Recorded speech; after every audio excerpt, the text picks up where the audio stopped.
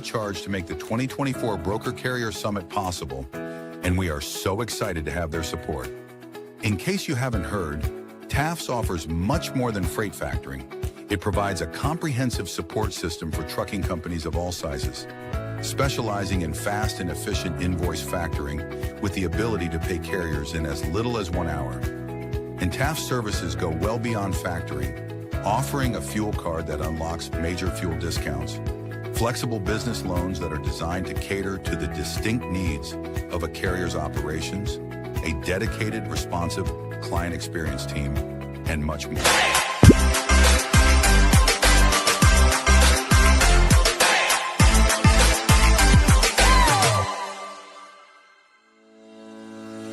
Black Box Logistics is a 3PL freight brokerage based out of Birmingham, Alabama. Black Box Logistics was formed in 2020 by 3 friends, Logan Dyer, William Graves, and Will Hopkins, in a basement office with the goal of bringing transparency around the clock communication and hassle-free customer experience to the table.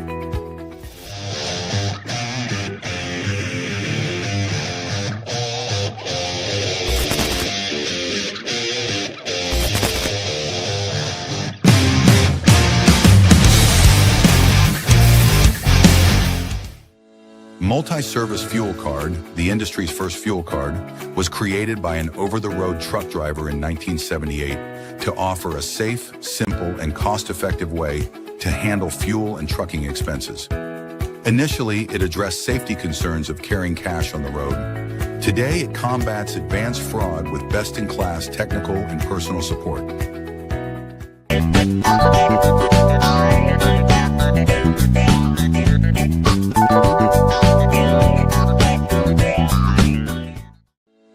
Arby is an AI-powered call automation platform built for freight brokers, designed to screen every inbound call in real time, block spoofing, phishing, and double brokering scams, verify compliance through integrations with FMCSA, Highway, and My Carrier Portal, and automatically connect brokers with qualified, vetted carriers, all before a human ever picks up the phone.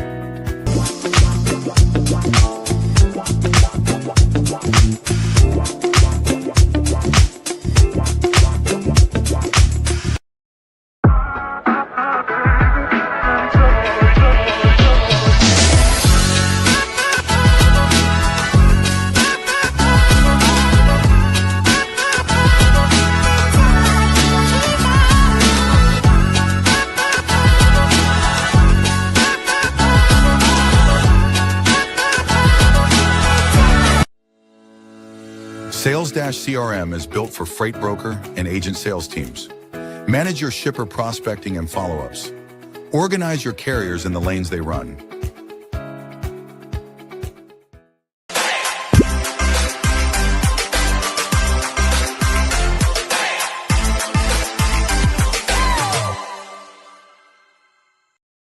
HD Ships is a leading logistics provider specializing in sustainable and tech-driven freight solutions. With hubs in Reno, Phoenix, and London, we deliver comprehensive services, including full truckload, expedited cross-border, and intermodal freight. Leveraging proprietary technology, we offer 24/7 tracking, real-time visibility, and advanced automation to ensure safe, compliant, and efficient transportation. Our commitment to sustainability enables clients to offset emissions through carbon credits, aligning logistics with environmental goals. At HD Ships, we prioritize transparency, reliability, and exceptional customer service, empowering clients to achieve seamless, sustainable logistics solutions worldwide.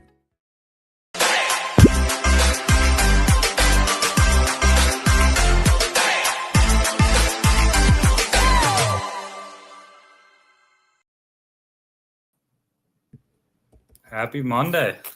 Yeah, man. Happy Monday. I don't know if we've ever done a Monday show before.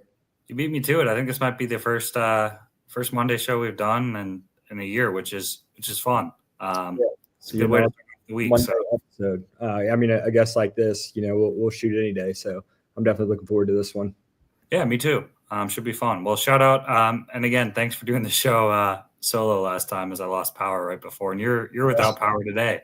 Yeah, I didn't have much of a choice. You went offline as I was doing the intro, so I had to. The show must go on. Yeah, that was not a good time. We finally got power back on Saturday after 3 days. So, well, shout out to our sponsors, Multi-Service Fuel Card. We had the CEO on the last episode. Been around since 1978. Great company, great people. Patricia, Jessica. I'll let you talk about Arby. Yeah, Arby is an AI carrier vetting tool. They are monitoring inbound calls, so they're cutting the process off before they can get through to you. They can integrate with whoever you're using for your vetting. Great software. Obviously, if you can save yourself the hassle of a stolen load or even just the time spent vetting these carriers manually. So great tool. We had them on the podcast as well. You guys should go back and tune into that episode. And then Black Box Logistics. We can skip one, right? The People's Choice 3PL out of Birmingham, Alabama, which some people are now referring to as the Magic City. Yeah, I've been to the Magic City. That was first time ever in Alabama was Birmingham. So yeah, you touched on the HD there. Yeah, and HD ships out of Reno. If you're looking to be an agent, I'd love to talk to you. Sales Dash CRM, they're the OG sponsor. Been a sponsor of ours for a year. We have agents that use them. Will's company uses them. Will uses them. The podcast. GenLogs uses them. We both met Josh and Drew in person. Great people in person. And then TAFs. We both had the pleasure of meeting, Ryan and Rob from TAFs in person as well. Great guys, top 10 factoring company, Kansas City based, great rates, great customer service. I think they're open till 12, during the week. And with cash flow and everything going on in the industry, they're definitely good people to look for factoring. Yeah, 100% cash is king. So this week we've got GenLogs, and for those of you that don't know, it's a truck intelligence platform that applies AI to a nationwide network of sensors, commercial and open source data sets to track commercial truck patterns. GenLogs unlocks dark carrier capacity, combats fraud, theft, and unveils coast-to-coast freight lanes. And yeah, we'll go ahead and bring these guys on, let them introduce themselves and give us a little bit of their background. Let's do it. Yeah, without further ado, we got Ryan and we've got Seid. Thanks, guys, for joining us. Yeah, thanks for having us. Happy to be here. Awesome. Hey, well, before we get into it, if you guys would kind of give us an intro and a little bit on your background. Ryan, we posted a little bit about yours. I know the people are looking forward to hearing about how you got into freight. And then Seid, you've got an impressive resume as well. So if one of you guys wants to go first, another one follow. Why don't we let Seid go first because he's the better man here. So you go ahead. I'll be honest, my background is nowhere near as cool as Ryan, so I'll just rush through it a little bit. I started out in data science, just working at like large corporations, doing whatever, flying out to mills, working locally to like actually build, pricing models. It was just kind of like data science at the beginning. It was like 2017, 16. So it's just kind of like go crazy, figure out what works. And then I just worked at like large corporations for a while. And then a friend of mine was like, hey, I used to work with him. And he was like, hey, there's this startup and it's all your favorite people. So come join us. And I was like, all right, I'll follow you. So I follow him. And then a year later, he goes, hey, there's these guys you got to meet. They're interesting. They're a little different and they've got a pretty good idea. And he was like, I don't think this job is me, but I think it might be you. So I'm like, all right, yeah, let me talk to these guys. End up talking to Ryan, Blake, and Joe, and I'm like, okay, they've got a good idea. They've got a good head on their shoulders, and the most important thing, they have their own data, and that's king where we're going. So I was like, heck, I got it. I got to be a part of this. A couple weeks later, April 1st, I'm hired, and we start building everything you see today. So it's been a mad dash, but it's been an absolute pleasure to work with everyone here. I don't want to cut you off, Ryan, but I want to backtrack to what I said moments ago and just kind of for where we are in 2025. So we're talking about tasks. I'm saying cash is king, but in this day and age, data is king, and that's kind of been a theme that we've been circling back to on countless episodes as of late. So just throwing out a caveat for where I said cash is king. Cash is very important, but it seems like data today is king. Ryan, I didn't mean to interrupt your intro there. No, and I'll circle back to why I wanted Seid to go first because he's a critical piece to our story. But just to kind of get back to what had gone on until we met Seid. So I'm Ryan Joyce. I'm the CEO, one of the co-founders at GenLogs. And my background's very different than most of the freight folks that have actually lived the problem day in and day out. Frankly, I have great respect for those that they worked on the carrier sales floor. They've picked up the phone. They've called shippers trying to get their freight, like Black Box does, every day. And it's like super impressive. Frankly, I think most of you guys would do great in the previous career that I had. And that was in the U.S. intelligence community, mostly because it's very high pressure. And specifically, I spent years at the Central Intelligence Agency where I was on the operations side, meaning my job was to go recruit foreign sources to spy for the United States, to give us information, to give us intelligence. And but one of the things that we struggled with there was that when we would have a new source pop up on our radar, sometimes they'd come to us through all different means. They could just come through the CIA's website, which you literally could go on now. If you're a foreigner and you have information that you want to share with the CIA, you go to the website, you could say, hey, I have information I want to share. Then it would kind of come to us to figure out. And the problem right then was you didn't know who this person was. You didn't know if they were good or they were trying to double and kill you, steal from you, all the above.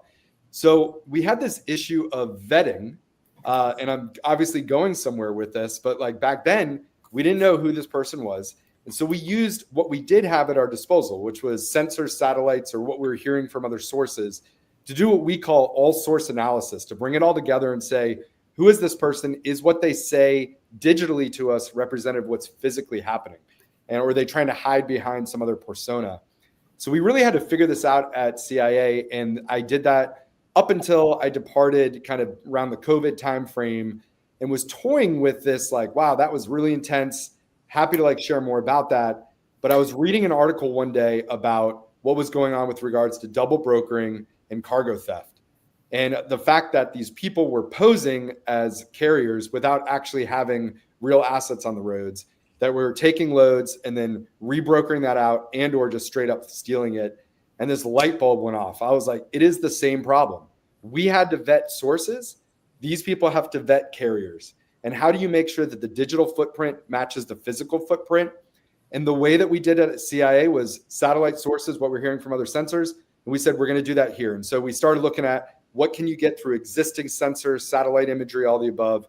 And that led us down a long path that eventually finished and terminated in us developing our own custom 3-headed sensor, essentially a camera that has 3 different lenses out there on the roads that collects on the front, side, and rear of every passing truck and piece of equipment. And we put those coast to coast, from California to New York, from let's say Wyoming down to Laredo and Florida and everywhere in between. That helps us collect what the patterns of a carrier looks like, so that if you meet someone off the load board, you now can say, yeah, let me grab your MC, put it in GenLogs and actually see what is really happening out there in the roads. Or more importantly, you avoid the load boards altogether. And that's really where the fraud and theft's happening, by going in and saying, well, hey, GenLogs, tell me who's actually going from Dallas to Chicago with dry vans, and specifically dry vans that have hazmat with codes 1033 or whatever you want. And we could find you an exact carrier that you could reach out to directly without having to even post on the load board. That was the concept. And we started to get these sensors out. But man, those cameras, they can collect data, but they're dumb. And that's really where we needed someone who was really smart to do all of the data wrangling and analytics and bring it all together. And that's why I wanted to bring Seid in this program, is because he is leading those efforts to take this data that's very raw and messy and then bring it all together to tell a story, and frankly, to tell an insight or to help a broker make a decision.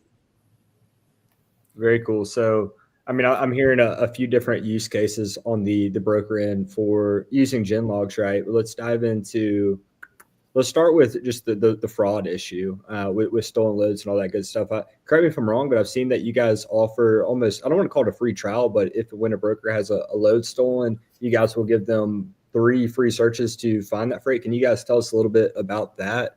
And maybe, I don't know, any stories, if you have any conversions happening out of that. Brokers are like, oh, wow, like we've recovered this load through this free trial, and now we're just huge fans of GenLogs, or maybe some bad stories, whatever you have there. I've seen some conversions just on X, if I'm remembering correctly. I don't know if it was this month or the other month, but I think I saw a pretty successful conversion. I don't know if it was even in the trucking industry that you guys helped with too. Yeah, I will say that's absolutely true. Anyone who's listening to the podcast, whether it's now or in the future, you lose something, you can go to our website, genlogs.io, genlogs.io. Upper right-hand corner, we say find a lost asset. And that's where you just smash that button, fill out the details, and submit it. We actually have former intelligence community and special forces officers that will sit down, find that, try to work with law enforcement to recover it, and put it back in your hands. And we will not send you an invoice. You will pay $0 for that. For us, that is part of the whole, like, hey, we think that's the right thing to do. And if we could really start to take a bite out of some of these issues, but also I'll say it's not just for brokers. It's for the owner operator whose entire livelihood is hinged upon them having this trailer that, God forbid, is stolen. And now, like, they don't have a livelihood at that point. They got to get that back. We want to help them too. So yes, we are collecting data on their patterns out there on the roads. The kind of the social contract to say is like, hey, we're also going to help you the moment something goes wrong.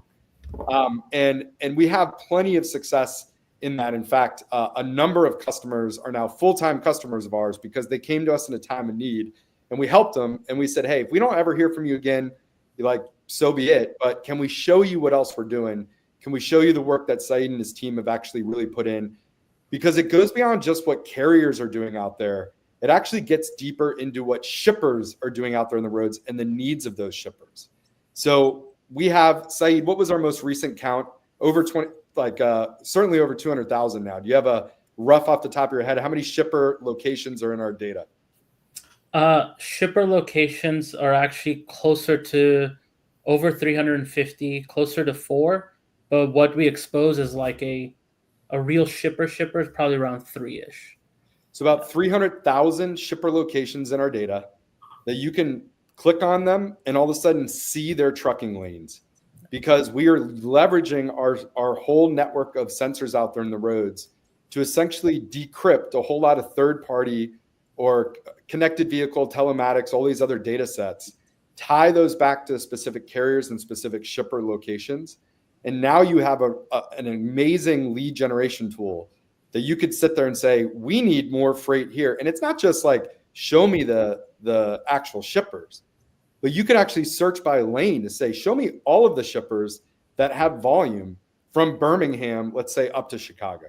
And we will show you a list of all those shippers as well as ranked by the amount of volume they have in those lanes. And then, man, it's happy hunting.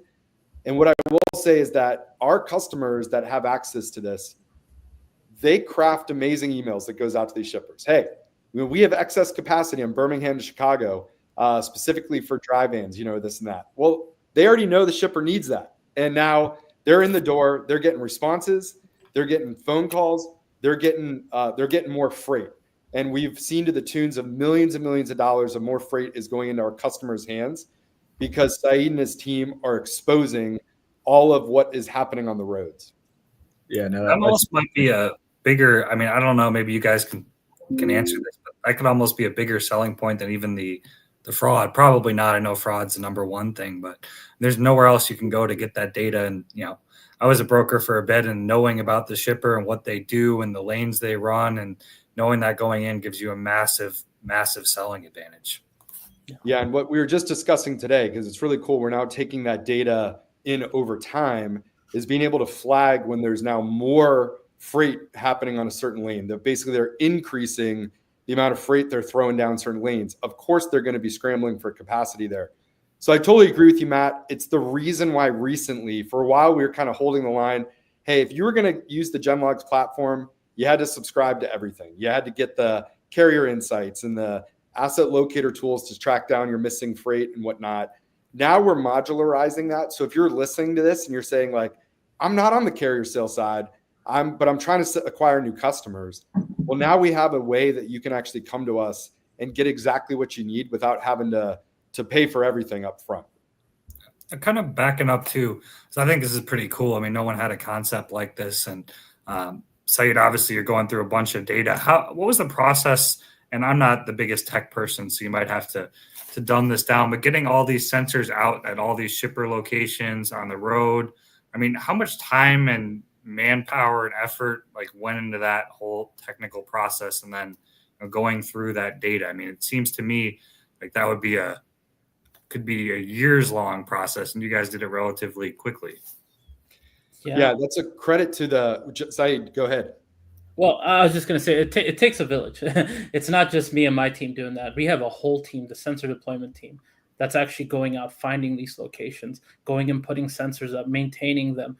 I mean, it's a full-time job. It's multiple teams.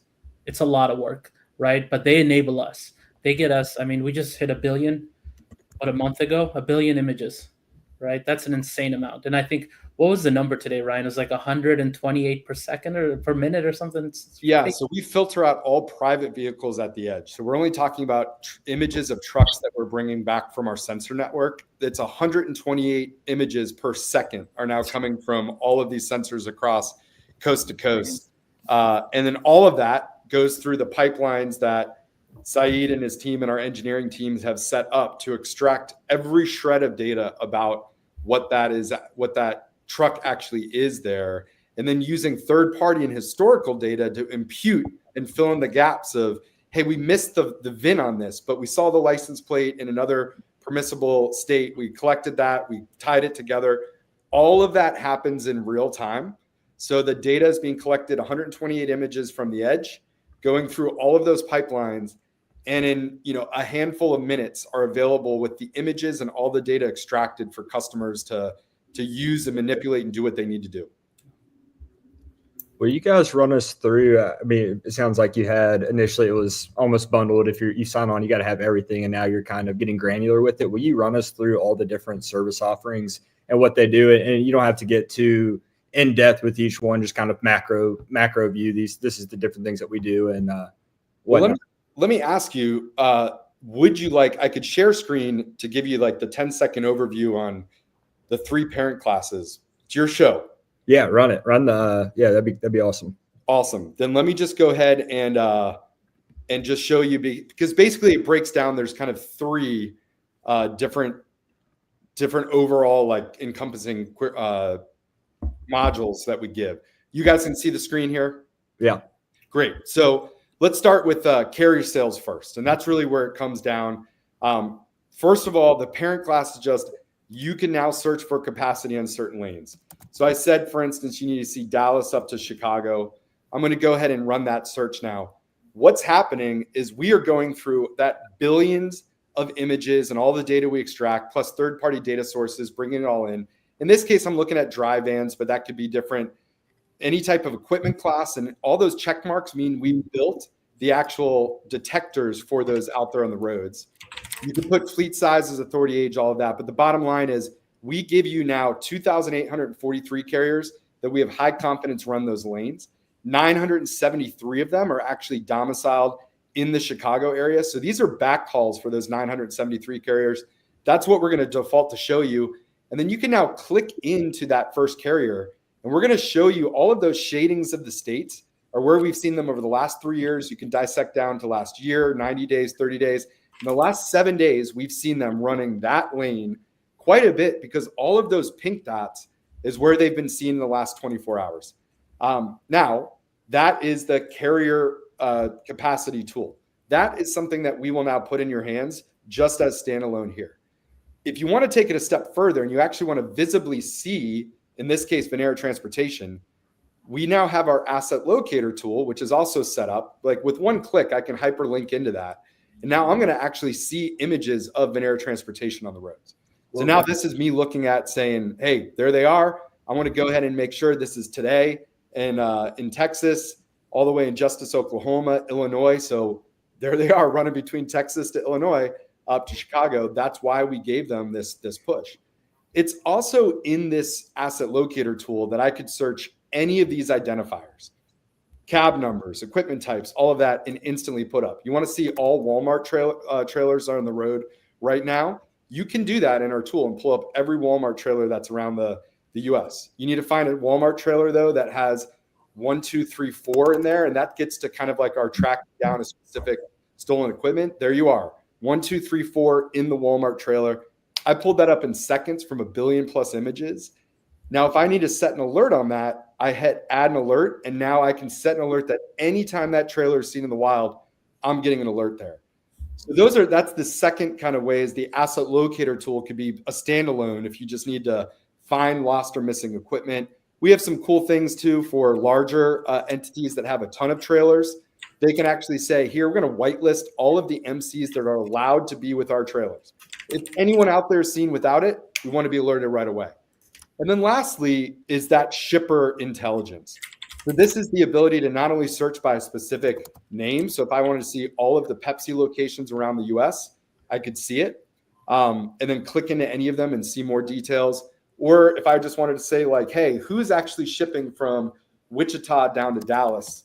And now I can see all of those lists of shippers that have volumes on that lane.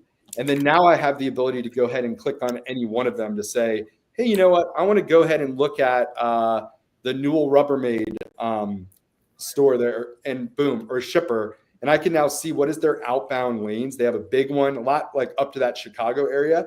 But you'll also notice we kind of have these subclasses and additional capabilities. Or drayage, we now have the ability to flag that like, hey, this shipper not only has road lanes up to Chicago, but they run dray routes up to the BNSF facility there. And about 40 to 45% of all of the drayage that goes out from that facility goes to that BNSF ramp. So now we can give you some, insights there. And if you have both of these packages together, then you can immediately now look at, all right, but who are the actual carriers that are running in that lane that run intermodal? Because I need to source more drayage carriers in the Wichita area. And then we allow you to then pull all of those carriers as well. So that was just a really quick overview. It's that carrier insights, shipper insights, and asset locator are the parent classes with a lot of other capabilities in there. I do have one question. And maybe this, like I said, I'm not an expert, and you always hear these arguments on data, and I'm like the last person who understands data. But do you have any like pushback from some of like these big shippers like Walmart being like, how come all these brokers now and everyone knows where our trucks are? And I guess maybe I kind of think to like the tracking of Elon Musk's plane on X, and he was always complaining about that. Do you have any shippers who have kind of given any, kind of grief to you guys about everyone kind of knowing their data and trucks like at the enterprise level? Frankly, at the shipper side, we have not, because I think at the end of the day, they appreciate that a broker is making the investment to come in and say, I'm trying to make sure I'm keeping your freight safe. I now know the lanes. I also have GenLogs to look at who are the carriers that operate there. So I'm going to go directly to a carrier instead of posting your freight on the load board and risking it there. Yeah. So shippers by and large have actually been very enthusiastic about this. They also know that if they work with a broker that has GenLogs, they get the Overwatch umbrella that if anything ever does go wrong, they can help recover it. I think it's really important to just note that at the end of the day, there's no expectation of privacy on a public roadway. So you could take your entire brokerage offline for a day, go camp out at the Walmart DC somewhere, and then just follow trucks to where they go and recreate this all manually. So there's nothing proprietary about the fact. It's just difficult to do unless you have Seid and his team on your corner that are taking all of this data in an automated way and then unveiling those lanes for you so that you can just sit in your chair and click some buttons and know that.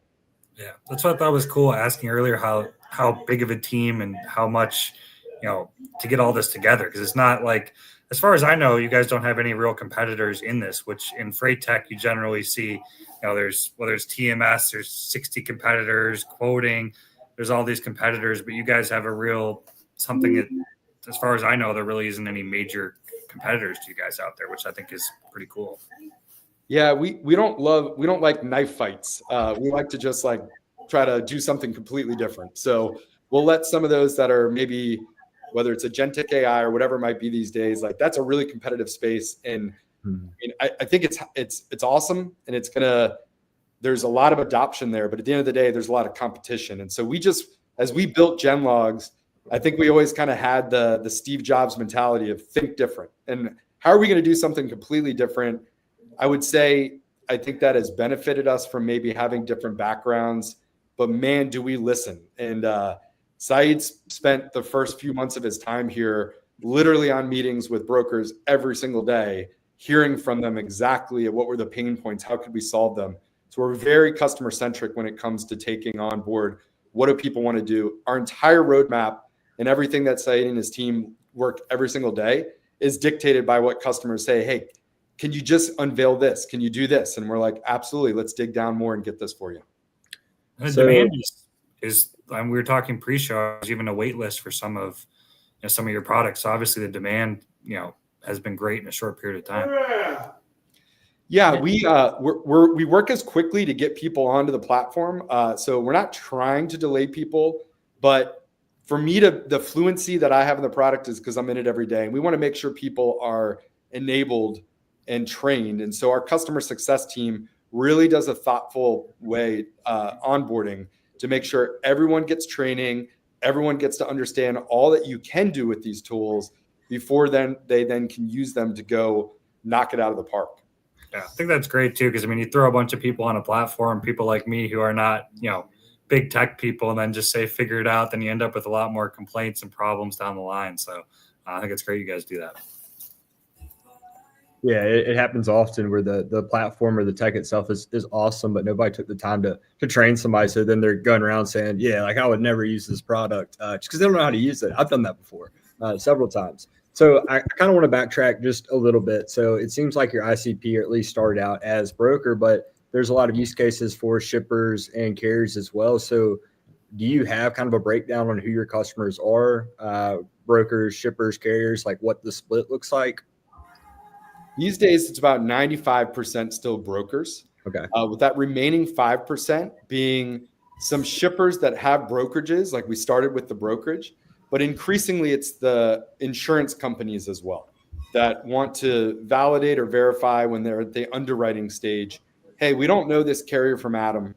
Who are they and where do they operate and what do the lanes they run? What's the equipment type, so they can make a more informed decision. In terms of, say, you mentioned we have over a billion. That's actually trending towards about 1.5 billion images and all of the data we've extracted. It is thousands upon thousands of percent more data than FMCSA has on any individual carrier out there. So we can get you a really rich insight and frankly differentiate a fraudster from someone that's real out there. And that's at the end of the day what we're trying to do is, if you claim to be running assets on the roads, we should see them. And it's really rare that we wouldn't. In fact, it's almost the opposite, is that at last count, we count it every single week. It's one of the top metrics we report. This week we had just cracked over 18,000 carriers that we've observed on the roads that have never had an FMCSA inspection. So that's 18,000 carriers that would traditionally be overlooked by a brokerage because they need that one inspection to prove they're real. Man, you put any one of their DOTs or MCs in our tool, and we'll show you everywhere where they're operating. And just last week, we had an owner-operator reach out to our team to say, hey, thank you. I wasn't able to get loaded until a broker started to use you. And now they will load me because they see that I'm real and out there. Yeah, that's what I was about to say. You must be helping the small carriers, I would think, would love you guys more than – and there's some great vetting platforms out there, some that we use at our brokerage. But some of the complaints I see on LinkedIn from carriers or Twitter is generally complaining about what you said. Some vetting platform blocked them because of this or that, and they're out to get the small carriers, and it's not fair. But I would think small carriers would be quite happy with your guys' product, and it's not easy to make small carriers happy when it comes to vetting platforms. It seems like the only people that would be against the platform would be the fraudsters and scammers, right? So it's like, I don't know. It doesn't seem zero sum. It seems like it's adding value. So yeah, if somebody's against it, or I don't know. I guess some people are kind of, I don't know. They don't like being tracked or whatnot, and it might rub them the wrong way. But overall, it seems like it's adding value for multiple parties. I do want to ask, you said, that Steve Jobs mentality. So you guys have all this data or continue to collect all this data. What does the future hold? Do you have anything on the roadmap? Are you guys still, do you constantly kind of brainstorm, like, where do you see this going? Are there future use cases that you're developing, or are you going to be looking to hone in on the currents, or what does the future look like for GenLogs? I'm going to turn this over to Seid to kind of wrap a little bit about what excites him with what we can do with our data. And Seid, don't hold back, man. Just some of the things that get you really excited when you think about what you're sitting on with terms of data. Yeah, it's insane. It's a data set no one has, right? And it can do things that you can't do today. No one can do. I'd say like the first year of GenLogs was just, hey, let's make this thing resilient and let's build something that's actually can be a value add, right? So it was a lot of like, prove it, just kind of, does it work, right? And I think this year of GenLogs has been, all right, it works, refine it, do it at a massive scale, right? Where before we may be like, some percentage completion, we want to double, triple that, right? To the point that like everything is filled in. When you click on a record, it's bang on, the whole thing completely filled in because we're just better at everything, right? So this year's all about just refining what we do best. And that opens up a whole new world because I think I think we started this whole conversation off with this idea that data is king, and it is, right? You hear about everyone who's I have AI. Oh, we're using AI. Okay, but if you all have the same data, you have the same AI, meaning that there's no edge out there, right? Everyone's the same. Is there preventing anyone from preventing like copycatting and going after the same data, like trying to copy what you guys are doing, or is that not really a concern in that regard? What I'll say there is it used to keep me up at night about someone else just being a fast follower and getting on our tails. What we've learned through millions of dollars and a lot of blood, sweat, and tears is that unlike space where there's infinite space and Jeff Bezos can launch a satellite right next to Elon Musk, and they're both competing now on cost because you can kind of go anywhere there. And there's now like 15,000 low Earth orbit satellites doing a whole bunch of stuff, and there's a lot of competition. Well, what we're doing is we're taking 46,000 miles of US interstate and trying to figure out where is the highest truck volume and where do we actually capture that. And we have a lot of stringent requirements in terms of proximity of the roadway to capture a 1-inch DOT number as it flies by at 70 miles per hour. You need to have enough telecommunications infrastructure in place to exfil at a certain megabyte per second upload speed. You need to have power, a willing landlord that's going to host this, clear lines of sight. When we actually looked at all of the interstate out there, it is a very finite amount of locations that could work.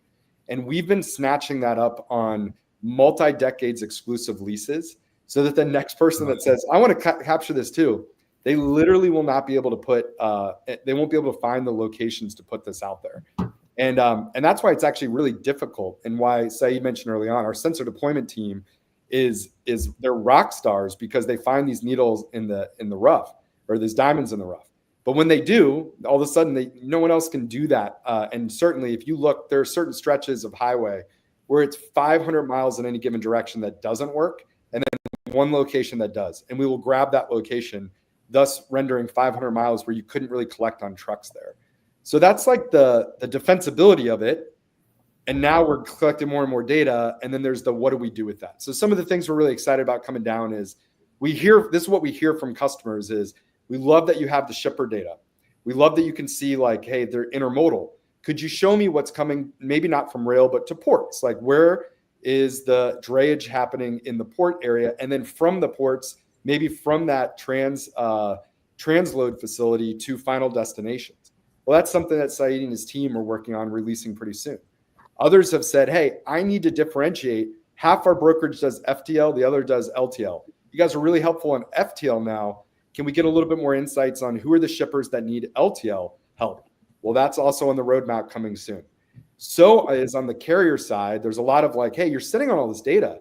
Can you flag for me what looks to be a risk so that I can get ahead of it? You could show me some red flags when a carrier just looks really different from what looks normal on the roads. When you collect so much data about what looks normal, you can now flag what looks abnormal. That's something that Seid and his team are working on too. So the product just is going to continue to benefit from all of this raw data that we're dumping in, parsing through, extracting, and then looking across the entire landscape to say, what can we extract from that? What I'm hearing you guys say in a much more professional way is basically that you have a monopoly on all this data. We'll never use the M word, and no, it's joking. Yeah, well, no, that's fantastic. Sorry, I interrupted you too, Seid, with that. I know you were on a train of thought there, so. No worries. I can get really excited about this whole thing. I think the big takeaway is just that we have something that really differentiates us, and the sky's the limit, right? I think what Ryan is sharing is like what's coming in the next few months. I'm excited about what's coming in the next few years, right? And that's a completely different ball game. But I'm sure we'll do another one of these, and then we'll be able to pitch it as it's coming up. But for now, I'm just super excited. Yeah, that'd be great. If you guys ever have anything you're excited about to release, you're welcome on the show to talk about it, all that good stuff. We'd love to have you guys back whenever. I do want to ask, do you guys do any current, and this might be something that's kind of small in comparison to what you are doing, but any integrations with TMS? I'm thinking for, like a very large carrier, for you guys to be able to look over all their data. Because, I mean, one thing with the data is that, okay, data is king, but if I have all this data and I don't know how to use it or what to do with it, it's useless. So value is in the eye of the holder, right? So data with Seid, all this data is fantastic, but you give all this data to Matterme, well, we don't know what the hell to do with it. So do you have any integrations with TMSs? Are you working with any very large carriers or brokers to kind of go in their operations, analyze their data and compare it with GenLogs to maybe bring up any value props or anything for them? Yeah, we just started to do some of the first integrations with customers for some proprietary TMSs. These are large customers that are like, hey, we'd love to take your data in. We don't want to look at a screen. We want it. Well, we have an API parity requirement at GenLogs. If we release something in our user interface, the web page that basically I'm showing you right here, we have to release it also via API so that customers can ingest it. The reason this is important is because if I want to look at in real time, who are the carriers that are in Dallas right now that are maybe can run up to Chicago? So I showed you historically. I'm going to show you what now is like literally carriers that are right there. Now, this requires currently for someone to go ahead and look at a carrier like Zero Max. They are based out of Palatine, Illinois. They are right there. They're Zero Max. They're in Dallas right now. And based on that travel pattern, they probably need to get back there. Well, that's awesome. But now you got to pick up the phone or email and to got to their dispatch right there. What we see in the future is where you're not looking at this. So I'm going to take it away from you. We are connected in your TMS. And that load just came up that needs to get from Dallas to Chicago right now. And we're telling you, here are all your carriers.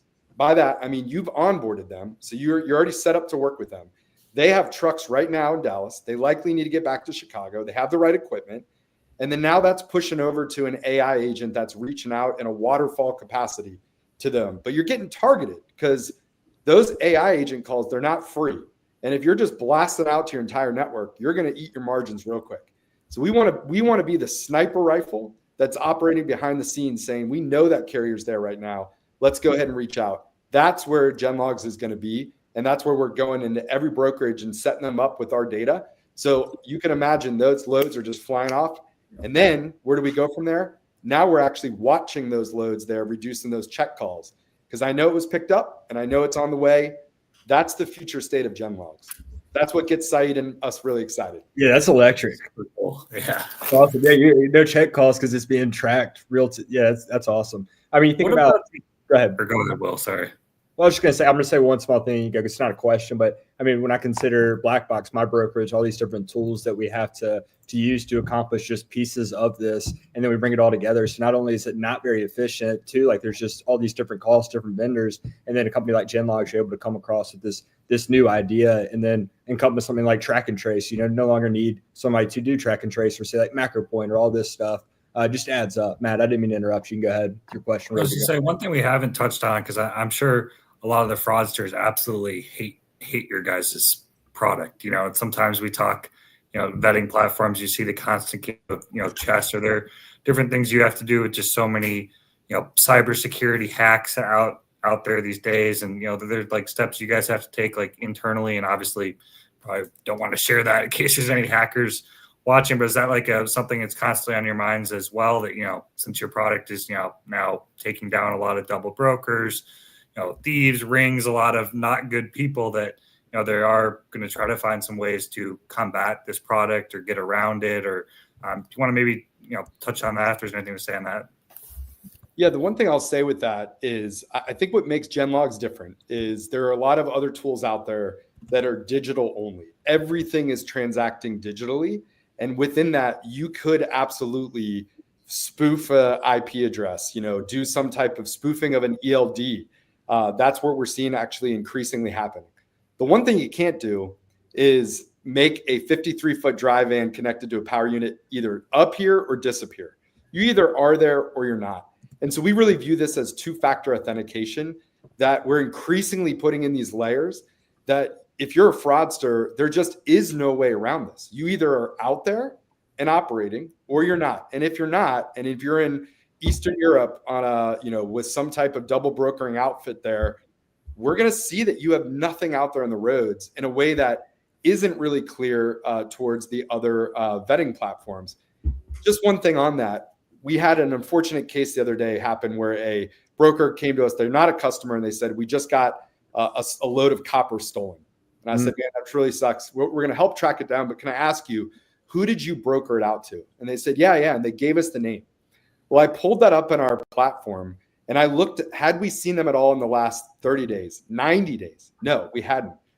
And then I went back a year, and we had seen them like a few, 96 days ago. So I looked at when was the last time we saw them out there? What kind of trucks do they have? It was a carrier that had one box truck, and that was it. And they had now, tried to give a flatbed load to this, unfortunately, thief that was posing as this carrier. If you looked in our data, you would just see that carrier, they went out of business. We saw them every day until all of a sudden, February 4th, 2025 was when the last time we had seen that carrier, and they're disappeared, they're gone. That's the type of flag that Seid and his team can be like, hey, this load that you have to move and you think you want to move it with this carrier, you actually don't, because they're not out there on the roads anymore and they don't have the equipment out there. Wow. Yeah, you got to be careful with those copper loads. I had some copper stolen some years back. I wish that GenLogs had been around. That said, it wasn't like one big shipment. The guy was just taking off a little bit of copper at melt shops, like multi-drop load. So it was man, it's this older guy too who I got him pretty close to. So when it all came out, the shipper's like, hey, stealing copper. It's like, no, like, oh, Jeff would never. He loves our loads. And yeah, he stole the copper. They found him in like the woods of Tennessee hiding. It was actually a whole crazy thing, but insurance paid out. So all good, I guess. Knock on wood. Well, awesome, guys. I feel like we covered lots of ground. Matt, do you have any final questions before we kind of wrap it up? Or Ryan or Seid, if you guys have anything else you want to touch on, go for it. But getting close to that time here. Yeah, that's pretty much all I got. I mean, I was just thinking too. I mean, the California carriers. I mean, there's so much things that carriers. I know this is a great product for. I guess 2 points stuck out to me that I wasn't. As I know some things about GenLogs, but not a lot. Was the sales aspect. I think it's going to be a massive game changer knowing all that data for sales reps, and then just for small carriers, because that's been a big battle I've been seeing on LinkedIn for 2 years. And California carriers say they're discriminated against because they're in California or because they don't have the ELD thing or the inspection. This just goes strictly by the data, so it takes a lot of the subjective things out. So those were the 2 points I got that I thought were really, really cool. And I look forward to seeing what you guys are doing in the future. I learned a lot. Hey, are you guys able to disclose how many paying customers you guys have or what that looks like? Or is that something you want to keep private? I mean, we'll talk through the fact that we've been growing like high double-digit percentages each quarter and month going on here. We have most of your top 20 brokerages or top 50 brokerages are on our platform already.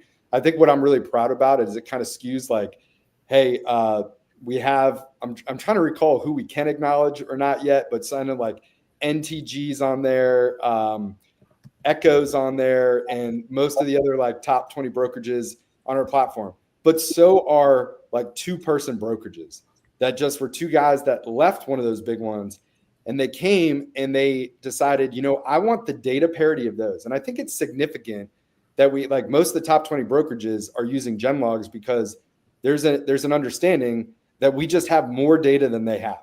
We know more about carriers than they know. We know more about the shippers out there than they know. That's why they signed up as customers. We can give you the exact same amount of data. that is available to a Echo or CH Robinson or anyone else out there, we could put that in your hands. So I love that we can service the entire industry and make sure, yes, we can provide the shipper insight and you go after them, but more importantly, we can defend against fraud and theft. And there's a large broker that's on the platform. They're about to reveal that they've been working with us.